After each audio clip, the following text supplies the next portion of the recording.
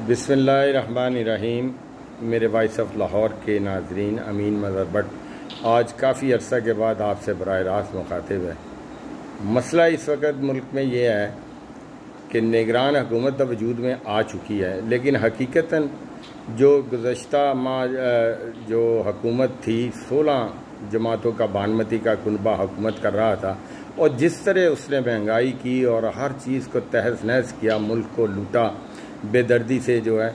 आप उसकी मिसाल एक मैं चलते चलते दे दूं, असल मौजू पे आता हूं कि मुफ्ती मौलाना फजल रहमान साहब, मुफ्ती महमूद साहब के पोते जो थे असद महमूद साहब, उन्होंने अपनी 16 माह की हुकूमत में 11 उम्रे किए सरकारी ख़र्चे पे। आप अंदाज़ा कीजिए तो एक रात का किराया जो सऊदी अरब में वो देते थे सरकारी ख़र्चे से 2.5 लाख रुपया एक कमरे का किराया एक रात का। तो आप देखें कि किस तरह उन्होंने जो है ना कौम का ख़जाना लूटा। महंगाई का ये हाल है कि इस वक्त हर चीज़ जो है ना डबल है। हमारा वो नाम नहाद अदारा शुमारिया जो है वो जी इतने रुपए बढ़ गए जी, 6 रुपये बढ़ गए जी, 50 पैसे बढ़ गई जी, फ़लाँ चीज़।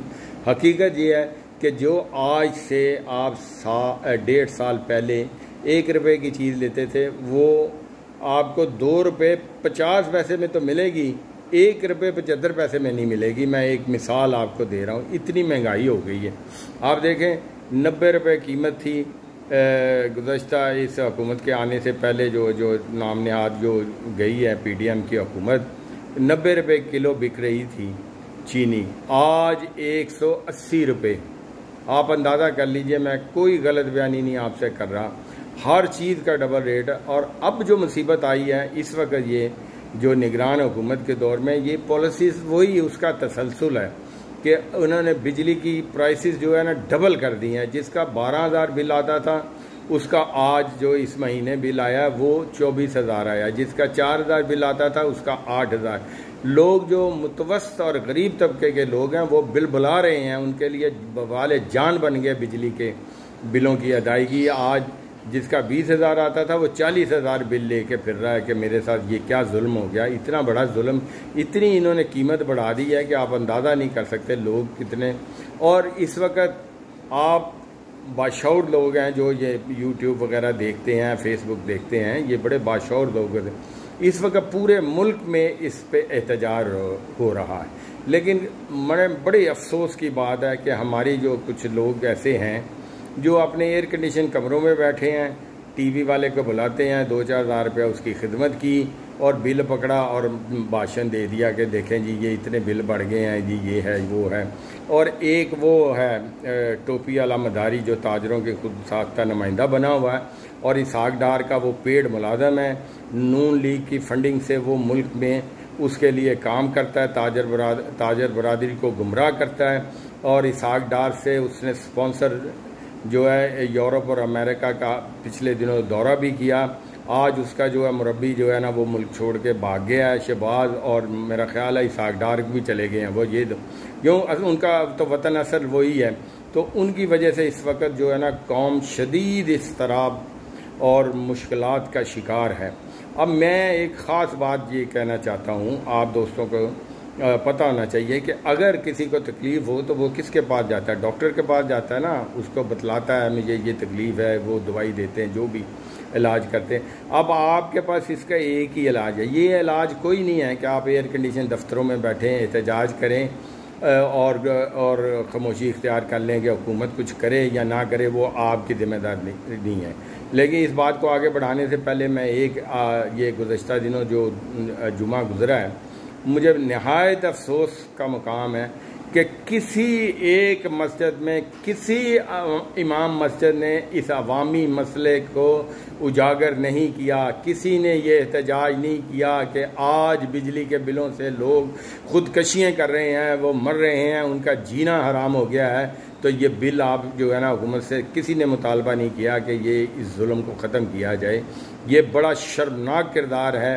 हज़रत अली रज़ी अल्लाह ताला अन्हा का कौल है कि कुफ्र की हुकूमत कायम रह सकती है, जुल्म की हुकूमत कायम नहीं रह सकती। लेकिन ये जो मजहबी तबका है ना, जो अवामी मसाइल पे बात नहीं करता, लोगों के जो बुनियादी मसाइल हैं उन पर जिक्र नहीं करता, कभी मसाजिद में खुतबे में इन्होंने दर्स नहीं दिया लोगों को इंसानियत का और लोगों की खिदमत करने का। अपने वो जो भी मामलात हैं वो चलते हैं इनके, जी फ़लाँ के लिए दुआ करनी है, उसने चंदा दिया, फ़लाँ ने दिया, फ़लाँ का ये हो गया, फ़लाँ को जो हो गया, ये मसाइल। और कोई दीन की सही बात नहीं बतलाते, अवामी मसाइल को उजागर नहीं करते, हुकूमत से मुतालबा नहीं करते कि लोगों का रोटी का इस वक्त मसला बना हुआ, उनका ये मसला हल किया जाए। अच्छा, तो मैं बात आ जाता हूँ उस पर। अगर तो आप खलूस नीयत से ये चाहते हैं कि हुकूमत ये टैक्सों को, बिजली के बिलों में जो टैक्स नाजायज़ लगाए हैं, जो बिजली का रेट नाजायज़ बढ़ाया, इसे कम करे, तो इसका तरीका एक है कि आप अपने एयर कंडीशन दफ्तरों से निकलिए। ताजरान के लीडर साहिबान, अवामी लीडर साहिबान, सियासी जमातों के लीडर साहिबान, अपने एसी दफ्तरों से निकलिए, पुरअमन एहतजाज कीजिए। कोई शख्स तोड़ फोड़ नहीं करे। ये हमारा मुल्क है, हमारे मुल्क की अमलाक है, हमारी जान है, हमारी फोर्सेस के लोग भी हमारी जान है। हम किसी के ख़िलाफ़ नहीं है, लेकिन इस जुल्म के ख़िलाफ़ हम बोलेंगे, हम एहतजाज करेंगे। आए मेरा साथ दीजिए, आप सब मिल के मुत्तफ़िका फ़ैसला कीजिए कि ये कमिंग जुमे को जो है ना, ये मैं लाला सिराजुल हक साहब से भी कहता हूँ कि वो तमाम जमातों को बुलाएं, तमाम जो है स्टेक होल्डर्स जो हैं उनको बुलाएं। ये एक कौमी इशू बन चुका है। ताजरों के नुमाइंदों को बुलाएं, उन्हें कहें कि आपने बाहर निकलना है, पुरअमन एहतजाज करना है। लोगों की रोजी रोटी नहीं चल रही, लोग मर रहे हैं, लोग बिजलियों के बिलों और महंगाई से जो है ना अपनी ज़िंदगियों का खुद ख़ात्मा कर रहे हैं। उनको रोकने के लिए, लोगों को सहूलत देने के लिए निकलिए, पुरअमन एहतजाज कीजिए। तमाम मसाजिद के बाहर, माल रोड पे, अगर ये ताजरान जो मुत्तफिक हों तो मस्जिद शोहदा के बाद पुरअमन मुजाहरा करें, हुकूमत का बदला दें, अल्टीमेटम दे दें 8-10 दिन का कि ये बिल जो है ना वापस लें, इनमें जो जो ज़्यादती की है बिजली की कीमतें वापस लें और दूसरे मामलात को दुरुस्त करें। वरना ये तहरीक मुसलसल चलेगी। और वो देखें, मैं देख रहा था टीवी पे, वो MQM वाले, शर्म नहीं आती इनको, खालिद मकबूल सदीकी को, फ़ारूक सत्तार को, 16 माह ये उस हुकूमत का हिस्सा रहे जिसकी पॉलिसियों का नतीजा आज ये है कि लोग खुदकशियाँ कर रहे हैं। उससे पहले 3.5 साल ये PTI की हुकूमत में मज़ा लूटते रहे। हर हुकूमत में ये मज़ा लूटे हैं, इन्होंने लूटा है, और ये फिर काले मुँह लेके आ जाते हैं। शर्म आनी चाहिए इन लोगों को।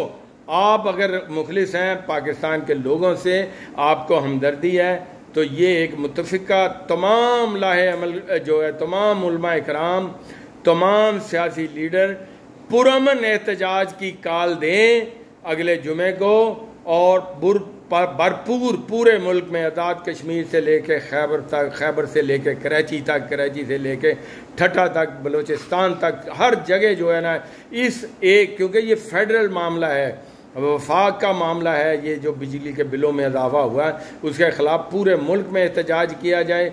वरना अगर आप AC वाले दफ्तर में बैठ के TV के सामने एहतजाज करोगे तो मेरे बड़े भाई, मेरे आप सारे मेरे लिए मोहतरम हो, तो कुछ नहीं होना। अल्लाह के आगे आपने जवाब दे होना है। आज यहाँ आप आराम आसाइश की ज़िंदगी तो गुजार के चले जाएंगे, आपके पास बहुत से वसाइल हैं। मर गरीब रहा है, जिसकी 15,000, 16,000, 20,000 जो है उसकी इनकम है, 20,000 जो है प्राइवेट दुकानदार के पास मुलाजमत करने वाला शख्स 20,000 अगर तनख्वाह लेता है, तो वो उसका एक आध बच्चा अगर बदकिस्मती से है, मियाँ बीवी है या माँ बाप बदकिस्मती से हैं, तो उसकी तो रोटी पूरी नहीं होती।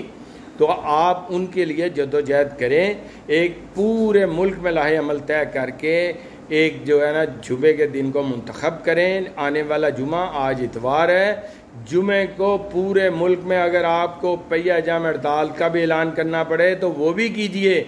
वरना पुरअमन एहतजाज, किसी चीज़ की तोड़ फोड़ नहीं आपने करनी, किसी के साथ ज़्यादती नहीं करनी, किसी के साथ सख्त लफ्ज़ नहीं बोलना, लेकिन अपने आप को, अपनी नस्लों को इस जुल्म और ज़्यादती से बचाने के लिए पुरअमन एहतजाज कीजिए। हुकूमत पाकिस्तान को कहिए कि ये एहतजाज का हक आपको, आपका आइन, आपका कानून, आपके मुल्क का ज़ाब्ता कार इजाज़त देता है।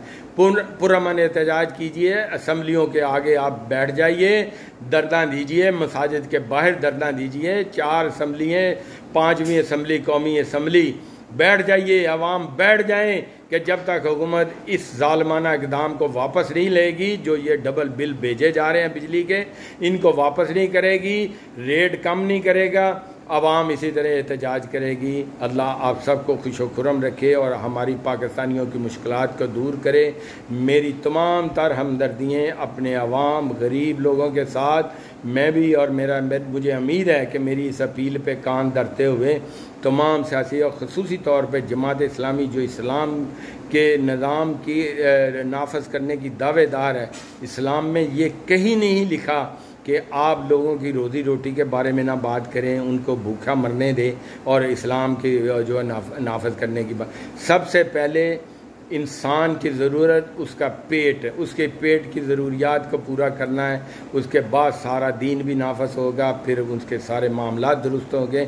लाला सिराजुल हक साहब, ये पैगाम खसूसी तौर पे आपसे है, आप लीड करें, आप सबको बुलाएं, आप बैठें, आप कहें जी मैं बैठा हूँ असम्बली के आगे, पंजाब असम्बली के आगे या इस्लामाबाद असम्बली के आगे बैठा हूँ। उस वक़्त तक नहीं उठूँगा जब तक कि आप लोगों को हुकूमत रिलीफ नहीं देगी। तो यकीन करें आपकी इस आवाज़ पे करोड़ों लोग निकलेंगे। अल्लाह हम सब का हामी नासिर हो। शुक्रिया। Amin Madar Butt, voice of Lahore.